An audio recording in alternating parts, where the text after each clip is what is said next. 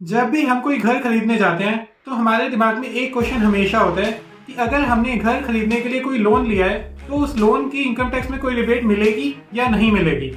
आज की इस वीडियो में हम यही बात करेंगे कि अगर आपने घर खरीदने के लिए कोई भी लोन लिया है तो उसकी आप इनकम टैक्स में डिडक्शन किस तरह से क्लेम कर सकते हैं। आज की वीडियो में हम बात करेंगे कि आपको घर खरीदने के लिए जो लोन लेते हो उसकी मैक्सिमम डिडक्शन कितनी मिल सकती है। सेकेंड, हम आज की वीडियो में देखेंगे कि अगर आपने घर जॉइंटली खरीदा है, दो या दो से ज्यादा लोगों में खरीदा है, तो उस केस में आपको मैक्सिमम डिडक्शन कितनी मिल सकती है। थर्ड, हम यहाँ पे देखेंगे कि अगर आपने जो लोन लिया है वो कंस्ट्रक्शन के लिए लिया है और जिस टाइम तक घर की कंस्ट्रक्शन कंप्लीट नहीं हुई है उस टाइम तक जो आपने लोन पे इंटरेस्ट पे करा है उसकी डिडक्शन किस तरह से मिल सकती है। फोर्थ, हम देखेंगे कि अगर आपका घर सेल्फ ऑक्यूपाइड है या फिर आपने घर रेंट पे दिया हुआ है तो दोनों केसेस में अलग अलग डिडक्शंस आप किस तरह से क्लेम कर सकते हो। फिफ्थ, हम यहाँ पे देखेंगे कि अगर आपने एक लोन लिया है और उस लोन को रीपे कर दिया है दूसरे लोन से, मतलब आपने सपोज HDFC बैंक से एक लोन लिया, उस लोन को रीपे करके ICICI बैंक से दूसरा लोन ले लिया, तो उस केस में क्या इनकम टैक्स एक्ट आपको सेकंड लोन के लिए कोई डिडक्शन देगा।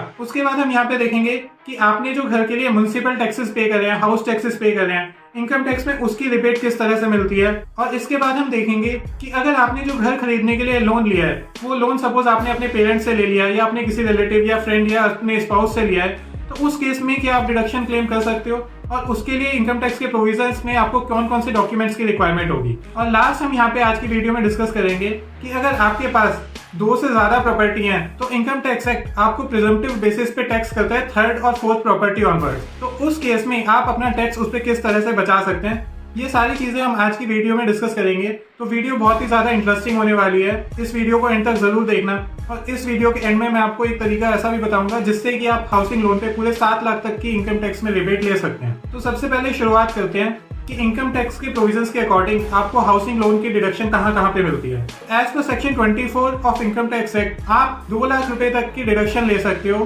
For interest paid on any housing loan. तो अगर आपने कोई भी घर खरीदने के लिए या घर कंस्ट्रक्ट कराने के लिए लोन लिया है तो इनकम टैक्स एक्ट के प्रोविजंस के अकॉर्डिंग आप 2 लाख की रिबेट ले सकते हो हाउसिंग लोन पे जो इंटरेस्ट आप पे करते हो उसकी। फर्दर, आप section 80C of income tax के अंदर 1.5 लाख रुपए की रिबेट ले सकते हो प्रिंसिपल अमाउंट के रीपेमेंट की। तो 80C में आपको 1.5 लाख की रिबेट मिल गई प्रिंसिपल की और 2 लाख की रिबेट आपको मिल गई हाउसिंग लोन पे इंटरेस्ट जो आपने दिया है उसकी सेक्शन 24 के अंदर। तो यहाँ पे आपको 3.5 लाख रुपए की रिबेट मिल गई। अब सेकंड पॉइंट इसके अंदर आता है कि अगर आपके घर की कंस्ट्रक्शन अभी कंप्लीट नहीं हुई है, आपका घर जो है वो अंडर कंस्ट्रक्शन है बट आपने बैंक से लोन ले रखा है, तो लोन तो नॉर्मली होता है कि आप जिस टाइम पे कंस्ट्रक्शन करवाओगे उस टाइम पे भी आपको चाहिए होगा। तो अगर आपने बैंक से लोन प्री कंस्ट्रक्शन पीरियड में ले रखा है, मतलब जब आपकी कंस्ट्रक्शन कंप्लीट नहीं हुई है, तो उस टाइम पे आपको उसके इंटरेस्ट की डिडक्शन नहीं मिलेगी, लेकिन ये डिडक्शन आप अगले 5 सालों तक ले सकते हो अपनी इनकम टैक्स की रिटर्न में। अब ये डिडक्शन आपको दोनों केसेस में मिल जाएगी, चाहे आपका घर सेल्फ ऑक्यूपाइड हो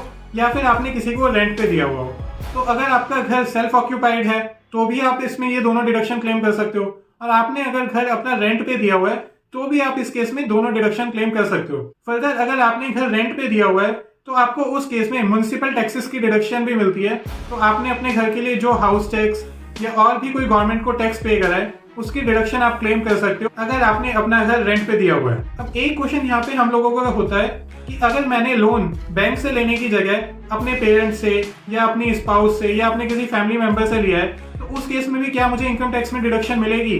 तो इनकम टैक्स एक्ट ऐसा कुछ नहीं कहता कि आपको लोन बैंक से ही लेना है, आप लोन किसी से भी ले सकते हो, चाहे आप अपने फैमिली मेंबर से लो, चाहे फ्रेंड से लो, चाहे रिलेटिव से लो, और इसमें कोई क्लबिंग के प्रोविजंस भी अप्लाई नहीं होते हैं। तो इनकम टैक्स एक्ट के अकॉर्डिंग आप किसी से भी लोन ले सकते हो। तो आपने घर खरीदने के लिए जो भी लोन लिया है उस पर जो भी आप इंटरेस्ट पे करते हो उसकी डिडक्शन आपको मिल जाएगी। बस आपको उसके लिए डॉक्यूमेंट क्या चाहिए, आपको अपना जो लेंडर है जिससे आपने लोन लिया है उससे एक सर्टिफिकेट बनवाना होगा कि आपने इतना अमाउंट का प्रिंसिपल और इतने अमाउंट का इंटरेस्ट उसको पे करा है। तो अगर आप उससे एक सर्टिफिकेट ले लेते हो और आपके पास उसका पैन नंबर भी है तो आप इनकम टैक्स में उसकी डिडक्शन क्लेम कर सकते हो। इनकम टैक्स एक्ट आपको कहीं भी मना नहीं करेगा। अब मैंने स्टार्टिंग में एक पॉइंट बोला था कि आप 7 लाख तक की इसमें डिडक्शन क्लेम कर सकते हो। देखो, आप एक हाउसिंग लोन लेते हो, अब हाउसिंग लोन सपोज आपने घर खरीदा 1 करोड़ का और आपने वहां पे 50% हाउसिंग लोन भी लिया, तो आप कम से कम 50 लाख का हाउसिंग लोन लोगे। आप कहीं पे भी घर बनाते हो तो 50 लाख का लोन लेना तो एक बहुत ही कॉमन बात है। करंटली जो मार्केट में इंटरेस्ट रेट चल रहा है वो चल रहा है 8% से लेके 9% तक। अगर आप सपोज 8% इंटरेस्ट पे भी 50 लाख का लोन लेते हो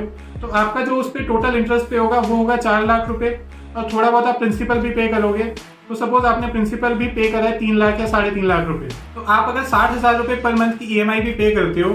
तो 60,000 रुपए पर मंथ की EMI में आपका टोटल अमाउंट पे होगा 7,20,000। और आपको जो इनकम टैक्स में अगर आपने अपने नाम पे लोन लिया है तो मैक्सिमम डिडक्शन मिल सकती है 3.5 लाख की, जो मैंने स्टार्टिंग में बताया था। लेकिन यही लोन अगर आप जॉइंटली लेते हो अपने स्पाउस के साथ या अपने पेरेंट्स के साथ या अपने किसी ब्रदर सिस्टर के साथ या किसी भी फैमिली मेंबर के साथ, तो आप दोनों अपने इनकम टैक्स रिटर्न में 3.5 लाख की डिडक्शन क्लेम कर सकते हो। तो इनकम टैक्स एक्ट के अकॉर्डिंग आप एक असेसी एक हाउसिंग लोन पे 2 लाख की डिडक्शन इंटरेस्ट की ले सकता है और 1.5 लाख की डिडक्शन प्रिंसिपल की ले सकता है। लेकिन 2 या 2 से ज्यादा को ओनर्स होने के केस में ये 3.5 लाख की लिमिट हर इंडिविजुअल असेसी को मिल जाएगी। तो इसलिए अगर आप कभी भी हाउसिंग लोन लेते हो तो आप कोशिश करो कि अगर आपकी हाउसिंग लोन की अमाउंट 40-50 लाख से ज्यादा है तो हमेशा आप हाउसिंग लोन जॉइंटली लो अपने किसी फैमिली मेंबर के साथ, जिससे कि आपको इनकम टैक्स में उसका मैक्सिमम बेनिफिट मिल सके। और एक लास्ट प्रोविजन हमारा यहाँ पे रह गया प्रिजम्पटिव टैक्सेशन का।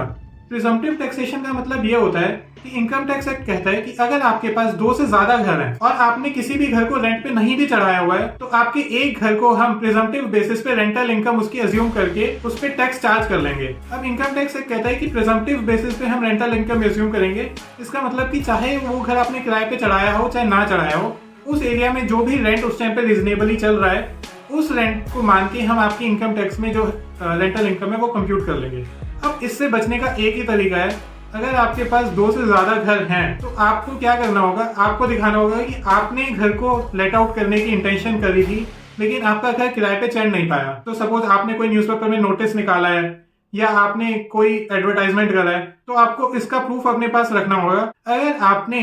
घर को रेंट पे चढ़ाने की कोशिश करी थी और आप घर रेंट पे नहीं चढ़ा पाए हो तो उस केस में आपको वैकेंसी के लिए अलाउंस मिल जाएगा कि इनकम टैक्स वाले मान लेंगे कि चलो आपकी इंटेंशन थी कि आप किराए पे घर चढ़ाना चाहते हो लेकिन चढ़ा नहीं पाए हो। लेकिन अगर आपने इस तरह का कोई भी एक्शन नहीं लिया हुआ है तो इनकम टैक्स एक्ट के अकॉर्डिंग जो आपकी 3rd, 4th, 5th या उससे ज्यादा प्रॉपर्टीज हैं उन सबके प्रिजम्पटिव बेसिस पे रेंटल इनकम मान ली जाएगी। तो इसलिए आप जब भी कोई घर बनाते हैं तो आप ये देख लो कि अगर आपके पास 2 से ज्यादा प्रॉपर्टी हो जाएंगी तो आप या तो उसको किसी को रेंट पे चढ़ा दो, और रेंट पे नहीं भी चढ़ाते हो तो आप कोई ऐसा न्यूज़पेपर में एडवर्टाइजमेंट निकाल दो या कुछ कर दो जिससे कि आप ये प्रूफ कर पाओ कि आपने घर को रेंट पे चढ़ाने की कोशिश की थी। तो आज की वीडियो में मैंने हाउसिंग लोन से रिलेटेड और रेंटल इनकम से रिलेटेड इनकम टैक्स के सारे प्रोविजन यहाँ पे एक्सप्लेन करने की कोशिश की है। रेंटल इनकम के अंदर एक छोटा सा प्रोविजन और है कि जो भी आपकी रेंटल इनकम होती है उसमें आपको 30% की रिबेट मिल जाती है। ये पूरी डिटेल्ड मैंने रिबेट किस तरह से मिलती है ये इस सीरीज की फर्स्ट वीडियो में बताया था। अगर आपने वो वीडियो नहीं देखी है तो आप जाके देख सकते हो। तो मैंने यहाँ पे रेंटल इनकम और हाउसिंग लोन से रिलेटेड सारे प्रोविजंस आज एक्सप्लेन किए हैं। अगर आपको वीडियो अच्छा लगा हो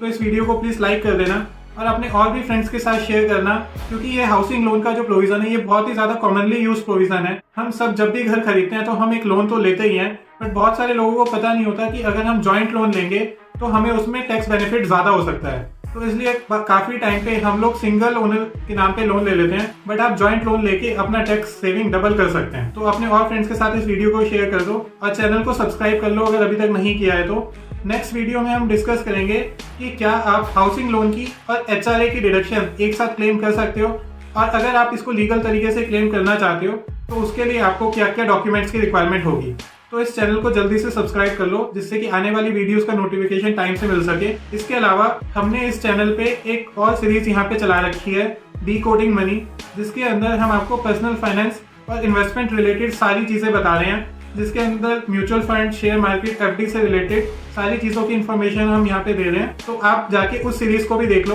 वो शॉर्ट फॉर्म वीडियोस में 1-1 मिनट की वीडियोस हैं, धीरे धीरे करके हम उसमें सारे टॉपिक्स कवर करेंगे, तो आप उस वीडियो को भी देख सकते हो।